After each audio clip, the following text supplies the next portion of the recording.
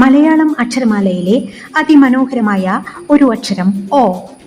അക്ഷരമാലയിലെ 11ാമത്തെ സ്വരാക്ഷരമാണ് ഓ. ഓ എന്ന അക്ഷരത്തിന്റെ ചിഹ്നത്തിൽ പുള്ളിയും ദീർഘവും ഉണ്ട്. ഈ പുള്ളിയുടെയും ദീർഘത്തിന്റെയും ഇടയിലാണ് അക്ഷരം എഴുതി ഉച്ചരിക്കുന്നത്. പ് ഓ എന്ന സ്വരാക്ഷരവുമായി ചേരുമ്പോൾ പോ.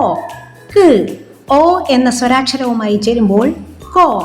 റ് ഓ എന്ന സ്വരാക്ഷരവുമായി ചേരുമ്പോൾ റോ. റോ തോ കോ പോ.